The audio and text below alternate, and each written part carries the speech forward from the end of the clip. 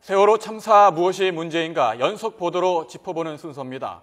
사고가 나기 전에 세월호는 서류상으로만 안전 점검을 했습니다.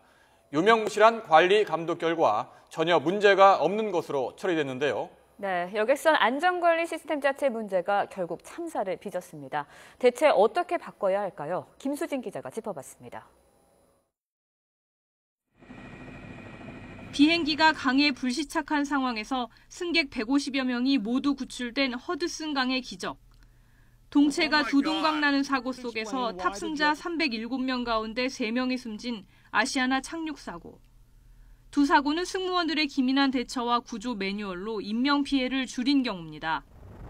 하지만 서해 페리우 침몰 사고와 이번 세월호 침몰 사고처럼 국내 여객선 사고는 모두 엄청난 피해를 남기고 말았습니다. 어느 교통수단이나 항상 사고의 위험은 있지만 여객선은 같은 장거리 교통수단인 여객기에 비해 상대적으로 허술합니다. 신분증이 없으면 발권 자체가 안 되는 비행기와 달리 배는 승선할 때 신원을 확인하지 않는 경우가 허다합니다. 세월호 탑승객 숫자를 파악 못해 수차례 혼선이 빚어지고도 아직도 숫자를 확신하지 못하는 근본 원인이 됐습니다.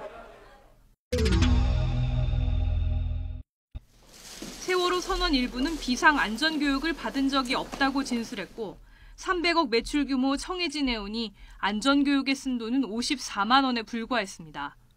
단거리 운행을 이유로 배에 탄 탑승객들도 제대로 된 안전교육을 받지 못합니다. 항공사에 비해 해운사가 너무 영세하기 때문은 아닐까. 하지만 재무제표를 보면 내항 여객선사들이 교육비의 평균 25배에 이르는 돈을 접대비로 쓰고 있다는 점이 확인됩니다. 교육비 평균이 접대비의 1.1배인 국내 저가 항공사와 분명 비교되는 부분입니다. 회계상 아예 교육비가 잡혀있지 않은 해운사도 많습니다. 항공기는 국토교통부가 항공안전 전문 인력을 파견해 운항 및 정비관리, 교육을 점검하고 이 밖의 전반적 업무는 각 지방 항공청이 관리합니다. 민간이 자율규제하는 부분은 없습니다. 반면에 여객선은 등록 인허가권은 해양항만청이, 운항관리 심사는 해양경찰청이 맡고 있습니다. 여기에 안전점검은 민간인 한국선급이 독점하고 있고 운항관리와 안전교육도 선사들의 모임인 한국해운조합이 담당하고 있습니다. 해운조합은 선박회사들의 어떤 친목단체 비슷한 그런 곳이니까 거기에 맡겨놓은 것은 생선가게를 고양이한테 맡겨놓은 격하고 똑같은 격이죠. 그러니까 제대로 관리가 안 되고 있는 겁니다. 구조적으로 관리 감독이 될 수 없는 체계일 뿐 아니라 민관이 유착할 만한 고리도 곳곳에 있습니다.